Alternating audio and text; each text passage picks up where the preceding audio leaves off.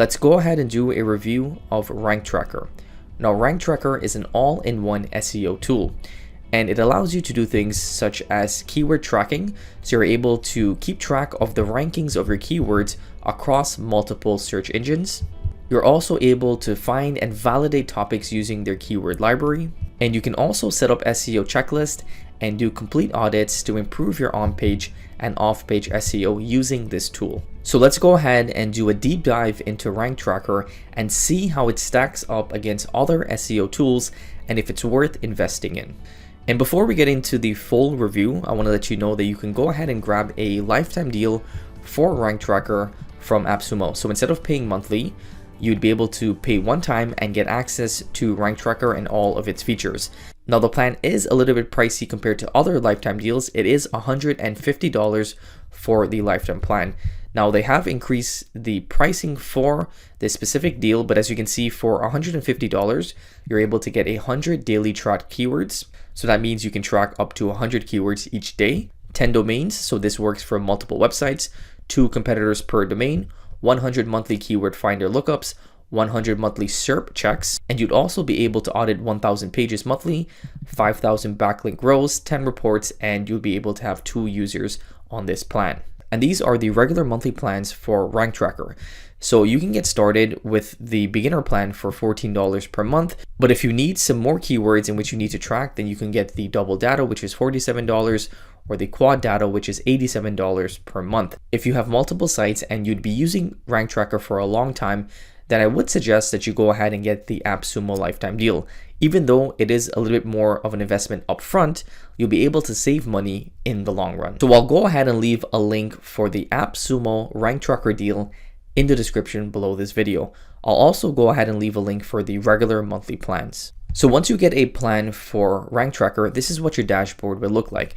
Now, I actually haven't done anything as yet because I wanted to walk through using this tool while I was creating the video. So let's go ahead and set up our tracking. So this is where you'd be able to enter your domain and select the keywords in which you want to track for that specific domain. So once you go ahead and enter your website in here, you can go ahead and manually enter some keywords in which you would like to track, or what's going to happen is Ranktracker is going to pull up the keywords in which you're currently ranking for, and you can go ahead and just keep an eye on those specific keywords in which you're already ranking for. So again, if you have keywords in which you want to rank for and you want to see where you are within the SERP, then you want to go ahead and enter that here. If not, just go ahead and scroll down and select the keywords in which you would like to keep a track of. So again, you just want to go ahead and go through these keywords and select whichever ones you want to start tracking. And once you've selected your keywords, you want to go ahead and choose the search engine and where you would like to track these keywords. So for instance, I want to track this on Google, desktop, and mobile. Now, I don't really care to track for Google Places, News, Images, Bing, Yahoo, or Yandex. I'm pretty happy just by using desktop and mobile. And just keep in mind that these keywords will all be added into the amount of keywords in which you have for that day. So again, on our plan, we have a limit of 100 words that we can track each day. And then you want to go ahead and select the language in which you are tracking. And again, as you can see, we have 18 keywords here. So if we selected Google Places or Yahoo, mobile or desktop, then that would also add into the amount of keywords in which we're tracking. So just keep that in mind. You want to only track for the keywords in which you actually care about, and you also want to make sure that you're staying within that limit. So when choosing a plan, it really depends on how big your website is and how many keywords you're trying to rank for. Once you're finished adding your keywords, you want to go ahead and add some competitors.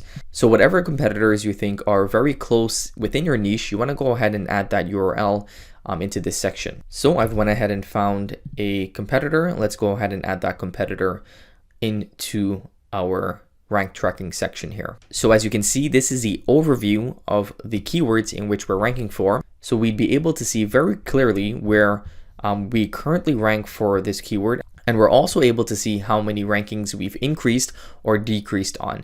And because we've just went ahead and added this in, we're not going to have all of the data. But once you give this some time, you'd be able to see if you're dropping or rising for a specific keyword.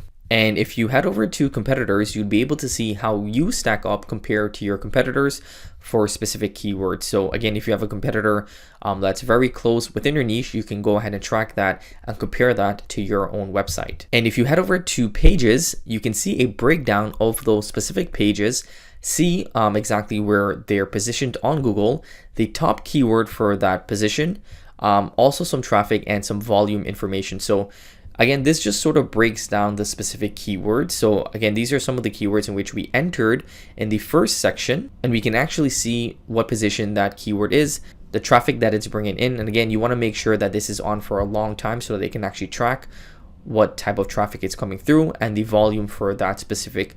And if you wanted to go ahead and open up that actual page, you can go ahead and click this. And as you can see, we'd be able to see that actual page and the content that's on the page. And on the Discover tab, again, we'd be able to see some more information about this keyword. We can actually see the keyword difficulty now. So that may be a good metric for you to take a look at, for you to understand, how difficult or how easy it would be for you to rank for a specific keyword. And you can also see the cost per click right there as well. And again, we see the organic position and the countries in which that specific keyword is ranking for. And under movement, we'd be able to see specifically the movement of that keyword. So we can see, for instance, for Kajabi pricing, we went from 92 to 46. For Jarvis AI tutorial, we went from 4th to 7th. So you can see the increase or the decrease within those keywords that you're tracking. Now, if we head over to the dashboard, we'd be able to see a nice overview of our website. So we can see that we have a website audit here that's automatically been done, and we have a score of 51 out of 100. So we can see some changes or some recommendations in which we would need to make to improve our website's SEO. And just before we go ahead and take a look into this audit, let's quickly take a look at the keyword finder. So this is a keyword research tool that's included in Ranktracker, and you're able to do some top-level keyword research. And when you're searching up using this keyword finder, you can go ahead and change the country. So you probably want to go ahead and stick to the United States. Obviously, if you're in another country, you'd want to go ahead and filter that to whichever country that you're in and go ahead and click search. And when we search up yoga for beginners, we get a lot more information, and that sort of makes sense because this is a more of a broad topic. Again, we can see that we get the KD, the trend, the volume, the CPC, and the PPC. Now, just by taking a look at this specific keyword finder, I do find that there's not a lot of information that's included when compared to other keyword research tools like Ahrefs or SEMrush or even Writerzen. There is sort of limited information here. I probably wouldn't recommend this to be your #1 keyword research tool. I think the real magic or the real use of this tool is tracking your keywords and doing some general SEO cleanup. But if you are using this keyword finder tool, then you want to go ahead and use the filters and filter this down so that you're finding more long tail and easier to rank for keywords. Another feature that's included in Ranktracker is the SERP tracker. Now, this will allow you to see search engine results from around the world.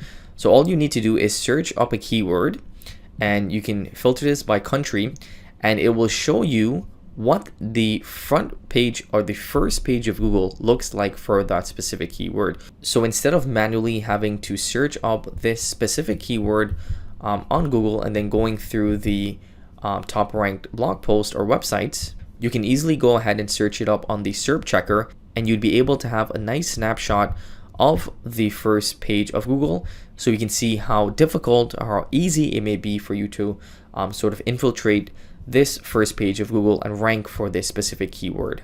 And you'd be able to get a keyword difficulty number between 0 and 100. And for this specific keyword, we can see that it tells us that